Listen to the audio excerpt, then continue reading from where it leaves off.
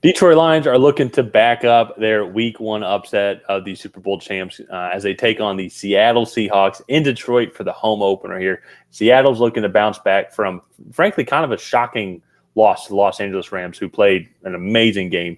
But I think there's a couple of reasons for that, and some of it also my concerns for the Seahawks kind of moving forward as well. That I guess I'll kind of break into now. I'll start with the Seahawks before we move on to the Lions.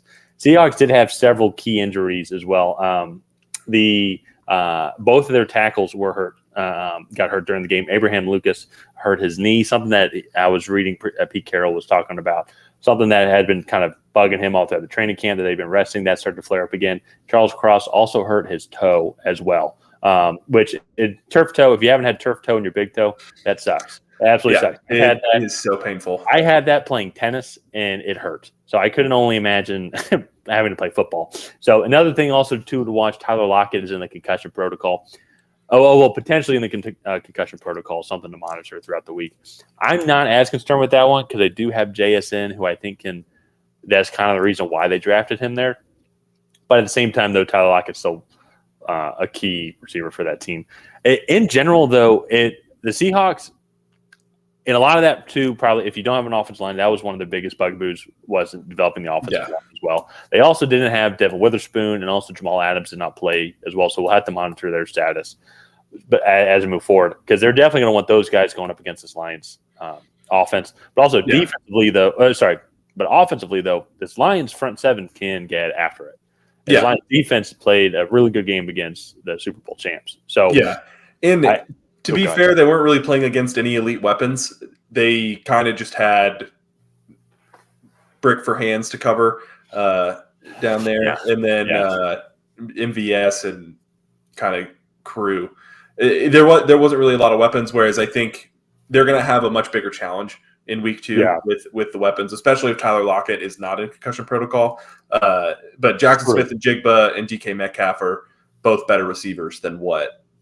Yes, but even for some of the questions about the Chiefs' offensive line, if both Charles Cross and Abraham Lucas, their 2 starting tackles, are out.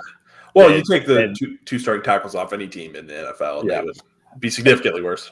Aiden Hutchinson was having a game against Jawan Taylor. Jawan Taylor was playing an illegal game. Like he was very off the ball. Aiden Hutchinson is going to blow up whichever tackle that he's going to be going up against, especially if it's a backup tackle. And so I think that's going to be the main storylines for me to watch as well. But then let's move over to Detroit. And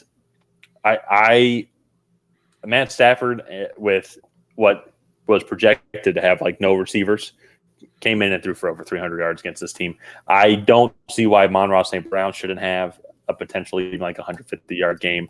I think that Dave Montgomery, Jahmyr Gibbs, I think that they're going to absolutely tear it up. And also, too, I really like the role players and for the rest of the crew as well, like including Sam Laporta, Josh Reynolds, Khalif Raymond. I was very impressed with Sam Laporta. Yeah, well, all those guys. I think Josh Reynolds had a really good catch for a good 30-yard game against the Chiefs. They just have a good overall team. And oh my gosh, I'm sorry, Josh Allen just threw a 3rd interception tonight. Anyways, I'm sorry. It's Monday night. We're watching that game, but going back to the Lions game, I think the Lions offense is just going to be too much to tame, even if they were healthy. Personally, so that's why I'm going to be leaning towards Detroit here. I think they have all the momentum. They're kind of they're kind of my fun little guilty pleasure team. My mistress. I won't tell Arthur Smith and Terry Fontenot and the rest of the Falcons team, but they're kind of like my side piece that I'm rooting for this season. No, I mean, I really like them too. I just like seeing a team that hasn't had success in a while finally make it, and they really are, I think, one of the premier teams in the NFL at this time. And so I look forward to watching them play. I am going to pick them to win over Seattle. I think they're just the better all-around team. Jared Goff actually looked pretty sharp. And honestly, if it weren't for a couple of mistakes, especially the fumble in the red zone, that game in Kansas City might not even be super close. Like they could have. And granted, that goes both ways. So it's hard to say. Yeah. But like they really are a solid team, and I think Seahawks start out 0-2 and Detroit comes out with this home opener win, which will be shocking. That'll be shocking. Yeah, for the Seahawks. So what do you think is the score is going to be? I think it'll be last year I think the game was like 48-45. Yeah.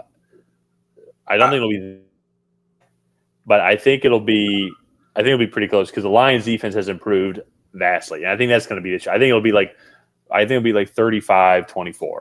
I was going to say 38-20 was going to be there you go. My prediction. So let's go ahead and wrap this video up here. If you guys have not already, please go ahead and like and subscribe and leave a comment down below on who you think is going to win. Do you think it's going to be the Detroit Lions, the Seattle Seahawks? Let us know down below. And other than that, we will see you guys next time.